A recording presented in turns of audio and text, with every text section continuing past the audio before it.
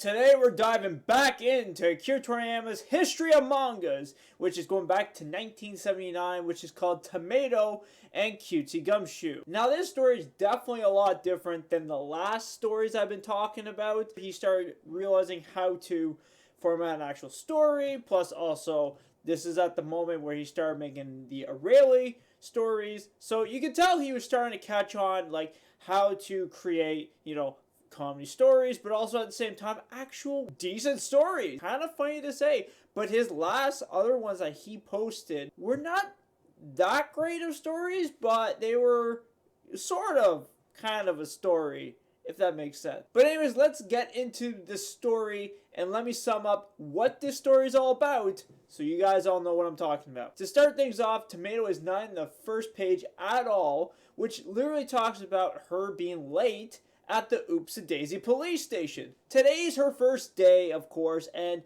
why not be late? And also in pajamas. That part, not entirely sure what's that about. But anyways, of course, the officers are all laughing about it, saying she's late, she's in pajamas, she's not even dressed properly. What's going on with this girl? 18-year-old police officer, and she can't even dress properly. What's this gonna happen? So the chief tells her to go get dressed so he can introduce her the proper way instead of her being dressed like that. Because, well, no offense, I think it'd be kind of weird to introduce someone in pajamas. But you know what?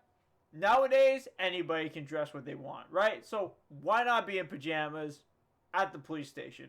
Why not? So after the chief mentions for her to go get changed into proper clothing, she actually does take his advice. For some reason, prefers to get changed right there after he said it, which then makes him more mad.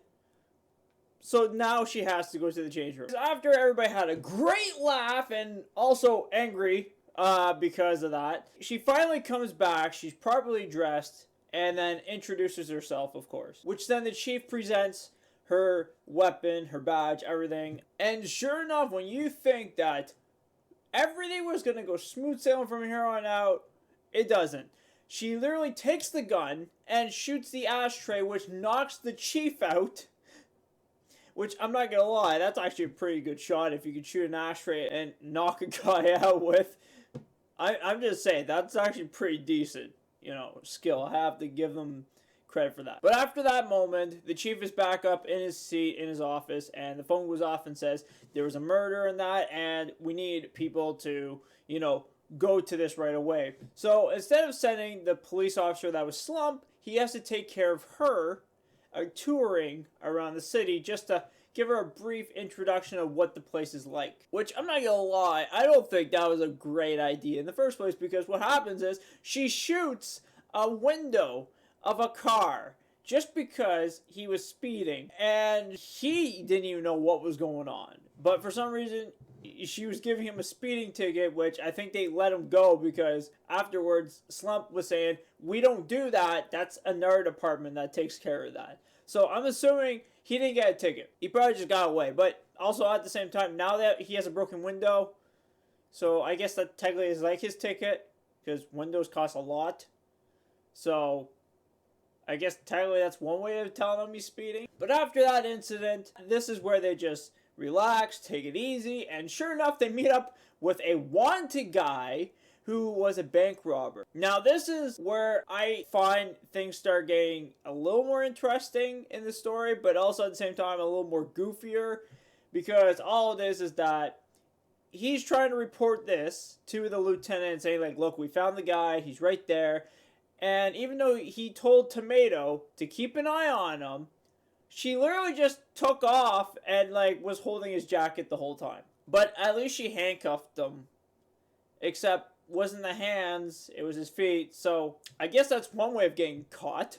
So once the perpetrator realizes that she's a cop, he tries to threaten her by saying, like, let me go, or I'll hurt this kid, or I'll hurt this animal, or this cockroach, or whatever. And her rebuttal, I guess that was just, let me just find the smallest things and just keep, they just keep going at it, you know what I mean? Like, the first rebuttal was her holding a cat.